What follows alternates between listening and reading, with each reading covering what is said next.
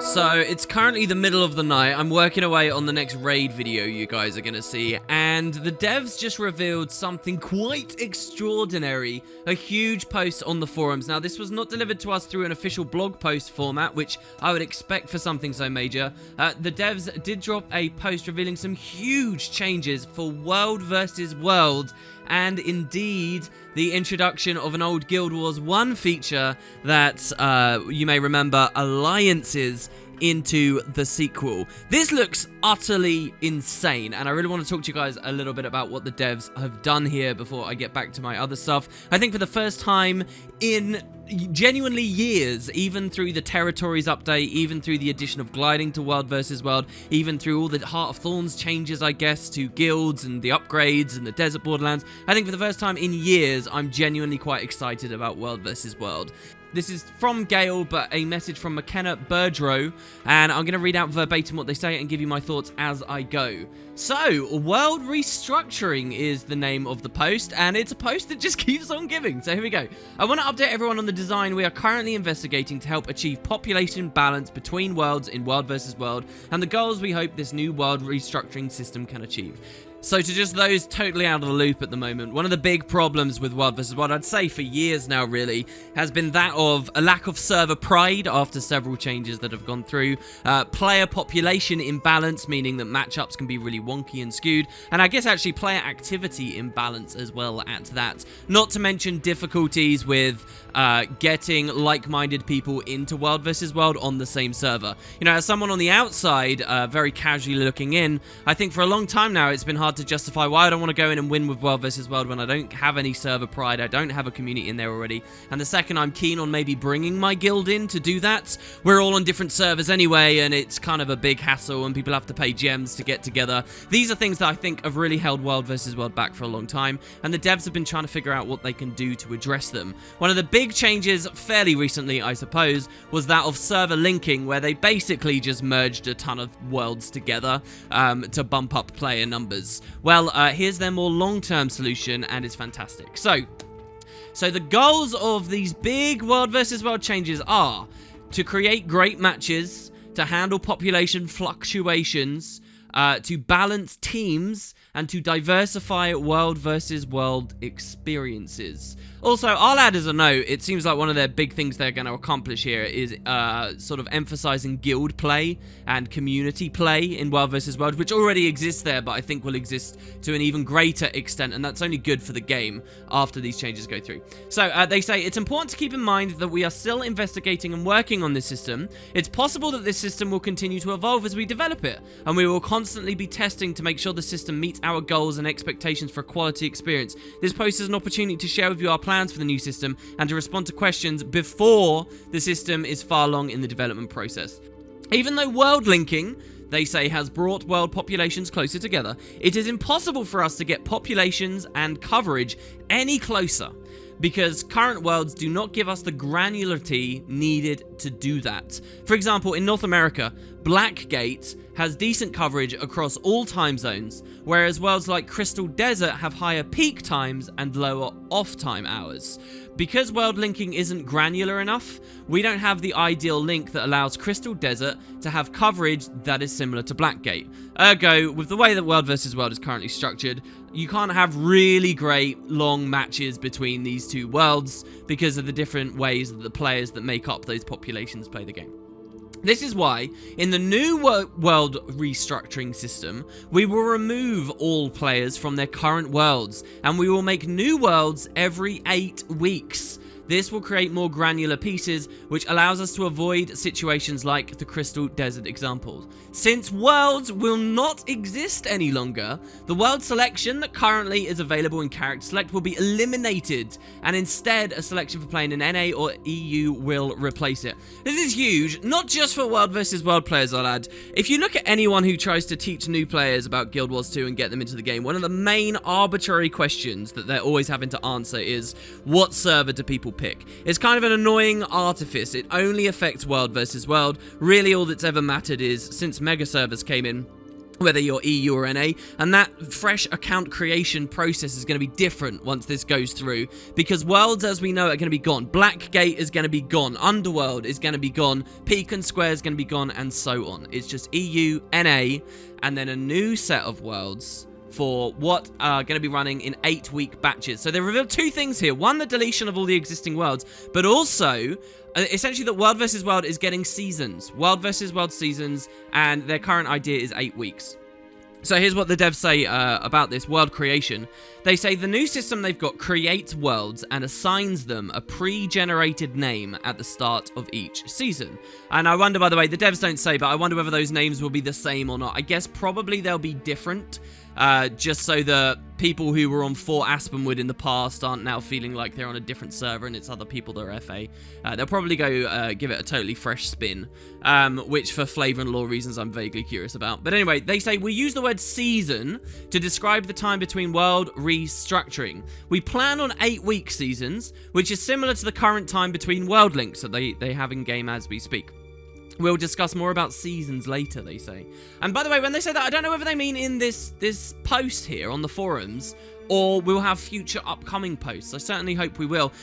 World creation builds teams so that they have similar predicted participation, skill, coverage, and language. Team assignment moves players onto enemy teams by calculating the contribution value of a player and using that calculation to distribute players fairly. We plan to track stats like play hours in World vs. World, commander time, squad size, time of day, and participation levels. The exact stats have yet to be determined, and we're open to suggestions of other stats to use in the system.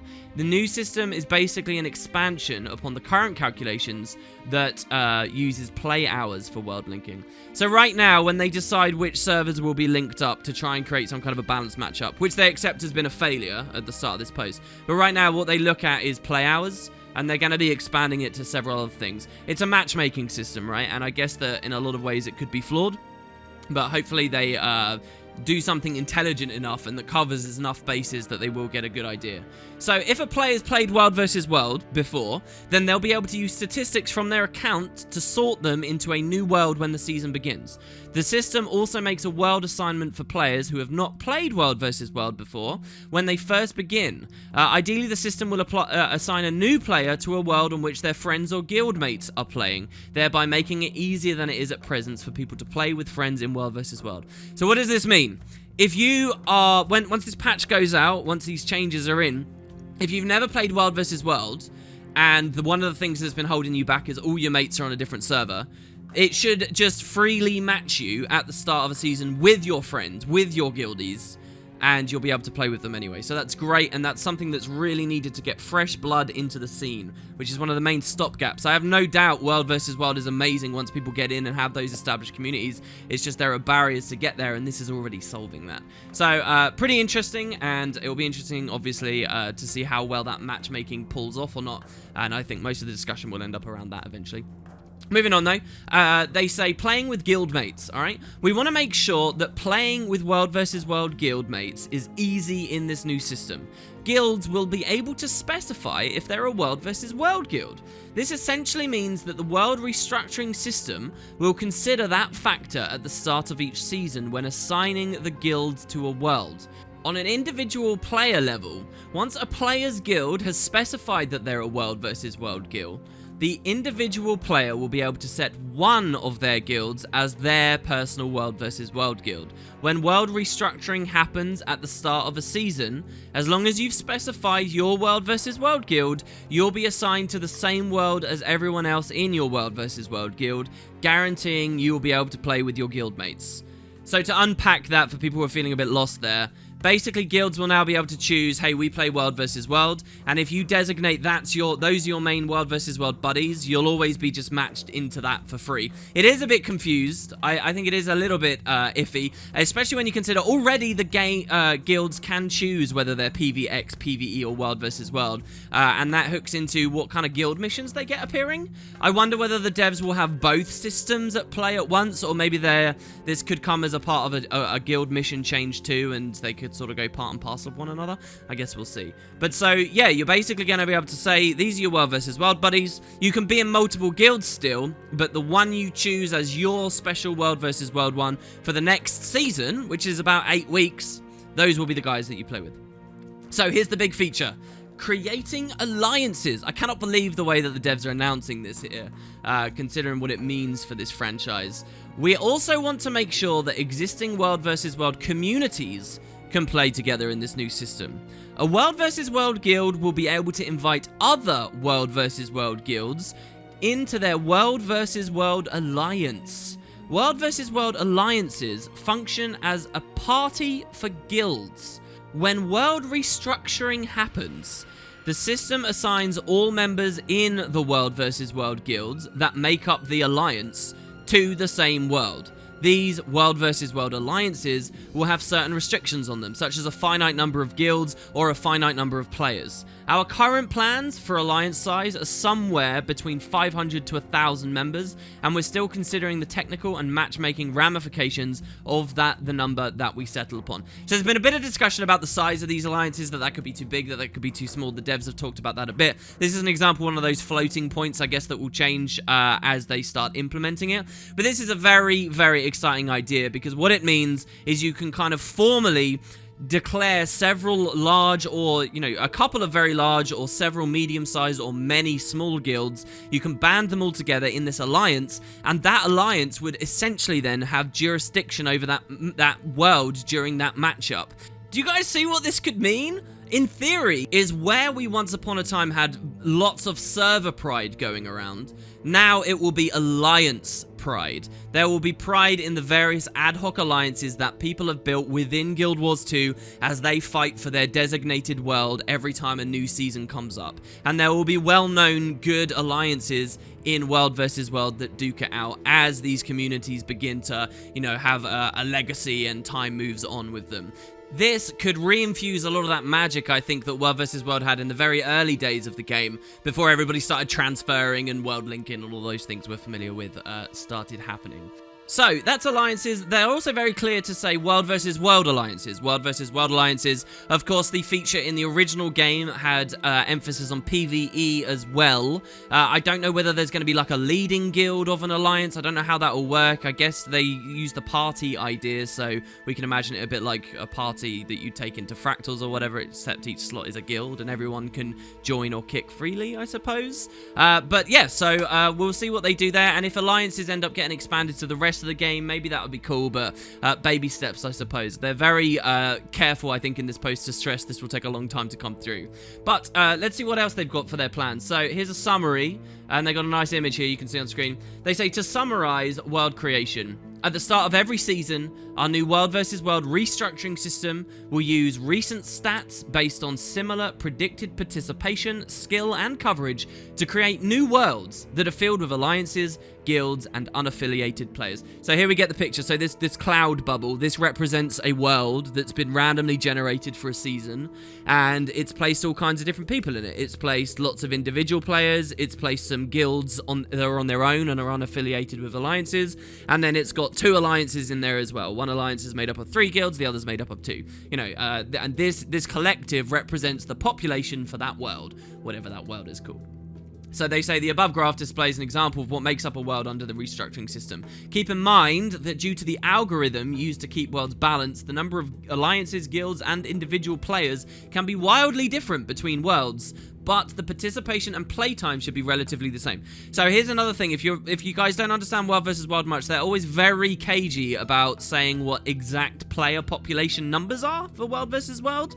And that will still be something they go with here. But what they're trying to say is, an amazing alliance in control of a world that's doing really well might not even have that many players in it, but because they're all utter no-lifes, like yours truly making this video, and they all play 15 hours a day, fall asleep, and then go back for another 15-hour shift during the season, you might not even have many players, but because they've got that much control over the 4 maps that make up the World vs. World experience, they can duke it out with much higher, player counts. So, and hopefully these things won't be manipulatable. I know many people will be looking at this post and thinking, how can I cheese this? So, here they talk a little bit more about seasons. And they've got another little picture here for us. Seasons break World versus World into cycles, where several matches will play out. Hopefully you guys are familiar with how matches work in World versus World at the moment. They say the current design for seasons is to be 8 weeks long, but we're open to feedback. Matches are still a week long, so there would be 8 matches in a season, and during the season, they'll still be using 1 up, 1 down. Okay, so this is how they think that it would look in the end, and the stages are listed as such, right? So number 1, once the new worlds have been created and everyone's been sorted into their worlds, the season's begun. Then during the season, players can manage their World versus World guilds and alliance after reset, and through the week to the end of week 7. But their World vs. World guild and their World vs. World alliances will not be updated until the start of the next season, okay? And if you're wondering why they've done that, they'll explain that in a second. And they say, for example, if you're playing World vs. World with Guild A this season, and you decide to set Guild B as your World vs. World guild in the middle of the season, you won't actually be able to play with Guild B until the next season starts, unless you go for a direct transfer. And they say more about that later, and they do give a bit more detail, but not too much. And then they say the next phase is the end of the season. A week before the season ends, that is during week 8, you'll no longer be able to manage your guilds or your alliances. The guild and alliances will be locked down at that point. And then everyone's kicked out of World vs. World, as they are with every reset. World vs. World will spin back up, as it currently does. And everyone will now be sorted into their new worlds again. And the world creation begins again. Alliances, guilds, and individual players are sorted into their worlds. And then that happens at the same time as reset. So a bit more technical, that little section there. But that sort of explains how they're envisioning World vs. World would work. So, yeah, here they talk about transfers. They say transferring between regions from North America to EU is still going to exist, okay? And they say we've not determined the cost for transferring, but a region selection will be available on the character select screen that will allow transfers. So it sounds like, even if you're not too into World vs. World, just that general idea of transferring NA to EU is changing a little bit. Right now, it obviously costs gems to do it. And this seems like it might change, and they don't know what the costs will be and so forth. So I wonder with that. As a member of the partner program, I've been fortunate enough to have free transfers, which has helped me with streams and stuff with you guys. But for a lot of other people, that's a real pain. Moving on, though, there's some interesting ideas here. They say, we understand that even though this system tries to keep guilds and alliances together, there will be times during a season when people want to change teams. Because of this, they don't want to lock you in for 8 full weeks in the wrong place if you don't want to be there. They're saying because of this, there are plans to allow transfers between worlds during a season.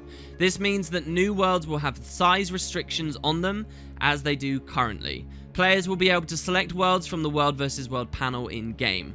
Worlds that are available for transfer will show up in the new World vs. World panel. Worlds can be seen in these 3 different states. So if it's full, it's got, it's 100%. They're saying no one can join. If it's between 91 to 99%, you can join, but you have to be affiliated with a guild that's there already. And then lastly, if it's anywhere between 0 and 90% full, anyone can join, whether you've got a guild or not. And they'll even recommend the worlds that have your friends on them. Which is kind of nice. And that's actually something that's already in the UI, if you guys recognize from the world transfer screen. Not that I'm sure many of you use it that much, but it is there. And again, the cost of the transfer of worlds hasn't been determined. I wonder what they will go with. So they say transitioning to this system, the system is going to take time to make. As mentioned in the World vs. World FAQ, part of the reason we did world linking was because it utilized a lot of existing tech and did not require a considerable amount of time. This allowed us to address the growing population issue quickly, while also being able to address other World vs. World issues. This new system is going to take considerably more time to make. We do not have a release date, but this is going to require several months of work, and it will share resources with any other World vs. World changes that we work on.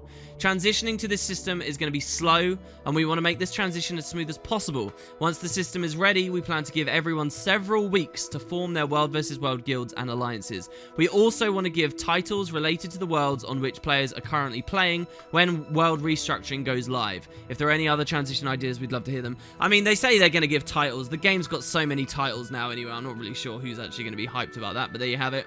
And they say we will continue with world linking until world restructuring is ready to ship. And lastly here, they got some nice closing thoughts, actually. They say, that was a lot of information. I'm sure there are many questions.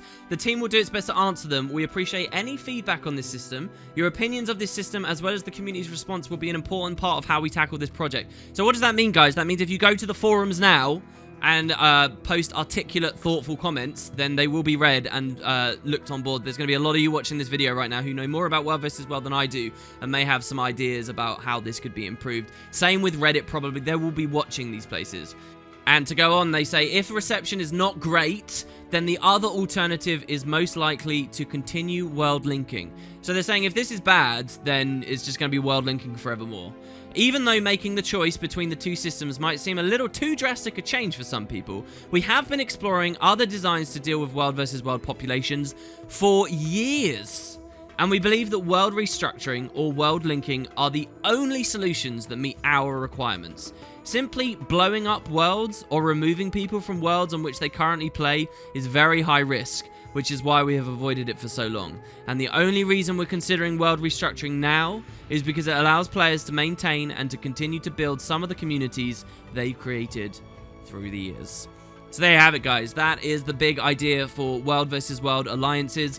Certainly an exciting looking one. The vast majority of people seem to be pretty thrilled with this, though it's World vs. World, and as we all know, the World vs. World community is famed for not really ever reaching consensus, and there are some people naysaying it. I think mostly this is along the lines of, and it's perhaps quite a reasonable thing to think, individual players worried that guilds and alliances, as it will kind of become the be-all and end-all and monopolize everything, and there'll be no place for the individuals.